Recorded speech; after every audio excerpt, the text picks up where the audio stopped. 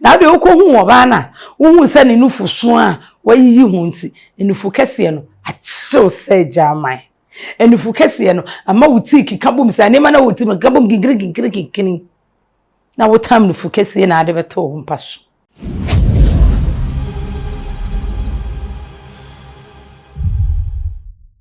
Mera mwachi Emma Martinase ebe Nkrunhye semso. Minimse nyame adom ene obia ho ye. Awo ene Martinase yese be bonko mobi. Nene die minimi nuame manom. Minimi kununom ena yebe di nkomo. How to set boundaries as a man. How to set boundaries as a man. As a man, you need to set boundaries in your life. Know what you want and what you don't want. Know what you like and what you don't like. Your do's and your don'ts. The type of lady you should go out with. Set that boundaries in your life. Na ubehu baby edo be kwa kodru. It's energy. Me wa hasa me be ka kire ma say. Whatever you are doing, set boundaries. Na ede enema bi bebo abrabom ne bemu aye be ma udim hu time we se wo pie na hu time we kwa se wo pie be ma hu time a e wo se wo pie bebi wo se wo kọ bebi ni kwan se wo kọ e wo se be ma di na amount class bi Nkrofo a wobekasa wo ho ene nkrofo a wonkasa wo ho time a wose wo kasa anytime when you kwan se wo kasa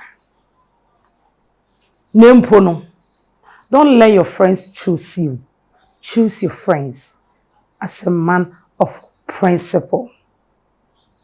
Choose your friends father phobia keke and didi nkomo keke entina se no bi fa phone fro koja me wa ho na be ma na wa sorry na odi nachi dabi emma wonye be ma yie emma wonni mu yie. You need to set boundaries in your life and no na do be next level. Yen hwe bibi ti say wo di ade a wo kira ne se obehu oba wa sha atale na wayiyi no ho o mpesa ade na wapie no akoto wo ba bi o sha atare a wayiyi no ho na wo oba no wani gi no nti wo pesa woni ne tsina na woni ne bobra I was so set boundaries bi I was so set rules and regulations bi ema oba no wo frɛ na maame mani je ho me pesa me no bobra na emum se de wo dress ni sitie ne de mintimi ene wo mobra nes oba no so ani je ho a obesesa every sad dressing no na wa dress se de wo pesa on kata no no na wa ye ne sama na emum wo ya na wo kofa na wo ne tina na ware ni wia na wo kache ne se da bi ata ne so no ompa anya de obefi wuda enu ne ba sa na me ka se time me share ne kawane de na me ka asema wotie na me share ne kawane de asema me ka bia wantie wo shase no wan shase fi ena wudnu ya body enkotwa kodu. And I'm here to tell you, say, atibia will be starting here. You set boundaries. And what you know, and no need good results. Worry about you and can't any say. Tell mommy who no. Na said you will see a show wagon on a mempe. Into my worry will we jai. And ye juma. Over catch your plane. Some massa patcho. Woman san na metie ena wa fa me ntino me pa chaw untimi ntina mani jesu wo da wo mpa oba wo no monsa wo betu dru wo na oba na ote wo no onom ne nsa ena wo kwetena ne nchen ena wo sa age one bottle ma no ena onom ye ena wo ne keka ya start ye ena na adru awade ye ena wo pese oba warefo de untimi no onom sasa onyai ebede wo jai untimi nyai. But we see no na wo catch and say, Mammy, me pe wo ye me fe. Nti ensa die mempe nti gyae na menware wa bigidi yesem ko be gyae pesa wo ware ni wie na wo ka ongyai ebasa ema enigye ema abrapo no se nipa no mpo se aye ni su ene ne ban ne se oya wo ya wutimi twe na adwesi su se hey madam bisi awo no be ka che wo se saade we mempe wugitum se wonye nti enya ade a wo be ye wo be kai sampa o ka se wo mpe nti onye na de okohu wo ba na wo se ne nufu so a wayiyi hu nti enufu kese no achew se jaman enufu kese no ama wuti kikabum se ne ma na wuti kikabum ginkiri na wotam nufu kese na ade beto wo mpaso wozu nufu kese wo pese wo nko a wo fa why ne privacy wo nko a private property but wo ko sia nufu no na ye bie hu na ye commercial want me am prevent am ya nkata nufu no so na ade nufu na beto ofia me ka me kiro se enya ade a obetena ofia obekata nufu no da wo ka se won kata sokora obedwe baby kakra obedwe ho kakra because eye nisu beto mani hu se eye sei ya ti se Ghana ni Togo se wudru border ne so a Mmere wo ho utimi fa bibia ntra Togo border ma Ghana sao ana utimi fa bibia ntra Ghana Togo emko sa Mmere wo ho sa mmere ne bi ana wo se wo mane ba wa brabo de wo mpe no you don't do it ana de wo mpe no emfa nkoye wo bi hey udi edidi watam ebe ha obema na udidi wo yiratem one day obedidi watam bi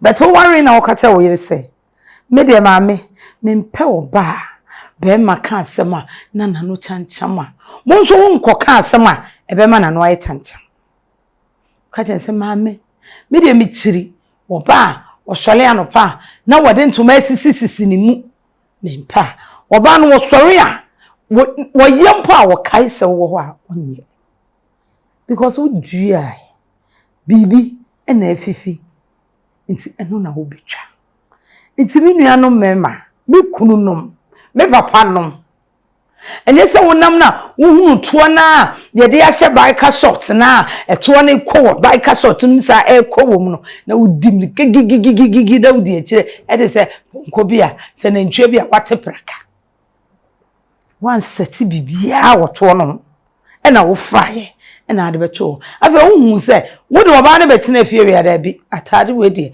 oba ware fo nse wan kan kire no enti enne untimi kan kire se wonya onchai awale no enche sa na tie adwuma mu mpo na wo koya